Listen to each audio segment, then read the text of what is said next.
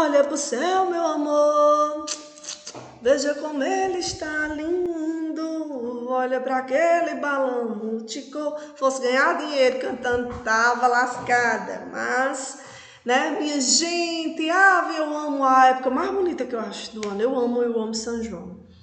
Não é? É uma das culturas nordestinas mais significativa para mim. Então, vamos entrar no ritmo de São João, né? Olha a prova, já passou, graças a Deus. Mentira, tem prova nessa semana, né?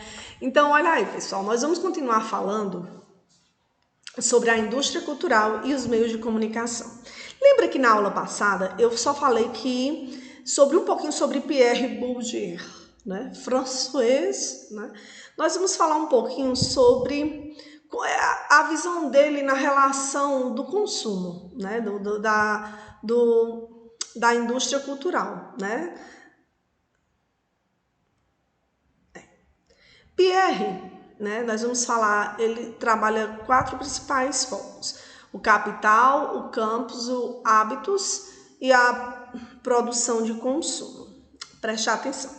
Bourdieu resolveu essa crise demonstrando de que existe uma crise sociológica, não é? Na questão de como cada um via um conceito de sociedade consumista. E Pierre, um cara inteligentíssimo, né? um dos grandes sociólogos contemporâneo, ele tem uma visão, Simino ia concordar com ele definitivamente, tenho certeza, né? Então, olha aí, né? Demonstrando de que como as estruturas sociais se conectam com a vida prática de cada indivíduo. Não existem ideias puras, portanto, né? Bourdieu apresenta em suas teorias como é que os gostos pessoais e os comportamentos das pessoas têm a ver com a posição que elas ocupam na sociedade, ou seja, na estruturação social, não é? Ele não está falando de quem é pobre, tal, né? Como eu falei já, é porque é o mesmo assunto dos meninos do primeiro, né? Ele não está falando essa visão na questão de criticar ou menosprezar, não. Ele está falando, principalmente que a gente viu no Capital Cultural, né, o ano passado, que a pessoa que tem uma bagagem cultural maior, ela consegue se diferenciar entre os outros. E ele está completamente certo, não é? Então, né, o primeiro é o capital. Capital aqui não é dinheiro, viu? O capital, junto com o campo e os hábitos, são 3 conceitos que se conectam. O capital diz respeito aos recursos que o indivíduo possui, que lhe fornecem vantagens e privilégios em relação àqueles que não os têm. Ou seja, o capital são as armas herdadas ou adquiridas por alguém. Esses capitais podem ser econômicos, culturais ou sociais, né? O capital econômico pode ser considerado o mais óbvio, né? É a quantidade de recursos financeiros que uma pessoa dispõe na forma de propriedade, dinheiro e de bens materiais. Esse é o fator que é considerado geralmente para explicar as desigualdades sociais. Tudo bem, certo? Só que, entretanto, Bourdieu descobre, ao analisar a escola, outro tipo de capital, o cultural, que diz respeito a recursos adquiridos na instituição escolar, como linguagem erudita, domínio da oratória, livros, diplomas e notas altas em provas, por exemplo. Além disso, existe o capital social, que é a rede de relacionamentos sociais e contatos que uma pessoa possui e que lhe oferecem vantagens sobre os demais.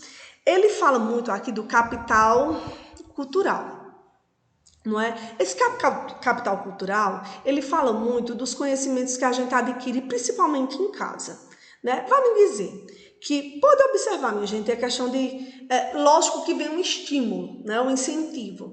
Uma criança que tem acesso a uma boa educação, os pais são diplomatas, estão ali estudando, sempre instigando a criança em conhecimento, levando para museu, tal. Uma pessoa dessa se destaca entre os outros? Sim, certo? A gente não tem o que negar. É diferente de uma criança que muitas vezes vai para a escola, não é? Só que ela passa o dia trabalhando, né? Ela procura, lógico, os pais não, muitas vezes analfabetos, tiveram nem a oportunidade de estudar e procura que o filho tenha acesso a isso. Então ele fala que essa distinção social, não é? O capital cultural, ele é um diferencial, não é? Onde quem tem mais conhecimento, quem está ali, vai se destacar. E ele está corretíssimo. Conhecimento em quem buscar, minha gente. Hoje em dia, a gente, como pai, mãe, a gente não tem tempo de sentar, é mais fácil dar um celular e o menino se virar, mexer no que quiser, do que a gente sentar com um livro, mostrar e passar conhecimento, não é? Então, a gente precisa melhorar essa questão do capital cultural, não é? Então, depois do capital, ele fala do campo, não é campo de futebol, certo? O conceito de campo está intimamente ligado ao de capital, porque é no campo que ocorrem as disputas de poder e de posição na realidade social. De fato, o campo é definido como uma rede ou uma configuração de relações sociais que são organizadas em posição de dominâncias diferentes. Eu só botei um de campo, valeu-me Jesus, deixa eu voltar aqui, só, então voltei. Campo, ele quis mostrar o diferencial, pronto, tem Simino, é um menino que é muito estudioso, tal, os pais têm costume de levar no teatro e tal, e tem tia Regiane, que é uma menina que estuda à força, que os pais são analfabetos e não tiveram acesso. A escola leva a gente para o museu. Quem é que vai interessar e poder se diferenciar dentro do museu? Simino, que já tem conhecimento. Tia Regiane não vai nem saber o que é um museu, né? Então ele fala, esse campo é esse, né? O campo das relações sociais, né? Que a gente vai, que onde você tem um capital cultural maior, você vai se destacar. Os hábitos. O conceito de hábitos advém da ideia de um hábito mental, ou seja, a forma como as pessoas aprendem e reproduzem aquilo que aprenderam durante o seu crescimento, dentro de uma sociedade, passando a assumir os seus pensamentos de sua época. Trata-se de uma aprendizagem de como perceber o mundo e atuar nele. O hábitos é a experiência social incorporada em nossas mentes. Eu costumo falar muito, galerinha, que nós somos aquilo que os nossos pais muitas vezes, né, quando tem tempo, plantam na gente, que é conhecimento e valores, né? Eu sou uma pessoa apaixonada por música antiga. Lógico que eu curto todo tipo de música, né? Forró, brega, funk, tudo bem. Mas eu amo as músicas dos anos 60, 70, né? A Jovem Guarda, sou apaixonada por Roberto Carlos. Por quê? Meu pai sempre foi uma pessoa de escutar muita música. Então, o sábado lá em casa era sagrado da gente sentar, pegar um disco, botar na vitrola e, né, um momento entre pai e filha, né, ter conhecimento. Então, meu pai sempre foi uma pessoa de passar muitos valores para mim. Minha avó também, mesmo com a pouca escolaridade que ela tem. Então, tudo é questão muito do que é interiorizado na gente, né? Então, aquilo que é interiorizado no seu ambiente familiar, você vai levar consigo para o resto da vida. Você, lógico, vai ter acesso a N informações, mas aquilo que foi primordial sempre será na sua vida, né? Os hábitos são sempre construídos em um indivíduo dentro de um campo, detendo alguns capitais. Cada pessoa ocupa uma posição diferente no campo e herda ou adquire determinados capitais ao longo da vida, o que a torna única. Ao mesmo tempo, o campo já existe antes de qualquer indivíduo nascer. Ele determina algumas condições que são compartilhadas por todas as pessoas do mesmo campo, né? É questão de convivência. Engraçado, não é? Muitas vezes a gente diz assim, a gente se apaixona pelo oposto da gente, né? Henrique é uma pessoa que adora rock, eu não gosto, certo? Posso até ir, tem algumas músicas que eu acompanho, mas não é o que eu curto, não é? Então, tudo é questão de costumes e a gente aprender a conviver nesse campo e a respeitar, né, o que foi interiorizado por cada um com o passar do tempo. Assim como o Hábitos, Bourdieu mostra como as pessoas são construídas e, ao mesmo tempo, constrói o campo social no seu dia a dia, em uma verdadeira interindependência com a estrutura social. E é por isso que ele usa o termo agente para se referir a todos nós, indivíduos ou pessoas que de fato atuam cotidianamente na sociedade, né? Produção de gosto. Já houve muita discussão na filosofia sobre a qual a verdadeira definição do belo ou do sentido do bom ou do mau gosto. Bourdieu mostra que, na verdade, os gostos são construídos socialmente, como uma forma de fazer vínculos sociais, a depender do campo social em que o agente está inserido, não é?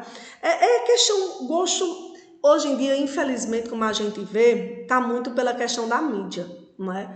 A gente tentar se adequar, não é? Quantas e quantas vezes a gente vê pessoas que procuram uma beleza, né, uma perfeição na beleza através de quê?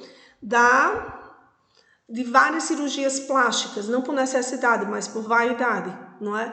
E é por quê? Porque a mídia divulga que para você ser aceita na sociedade, você precisa ser perfeita fisicamente. Nossa Senhora, pura ilusão, porque a coisa mais bonita é o diferencial de cada um, né? Se todo mundo fosse igual, seria tão sem graça.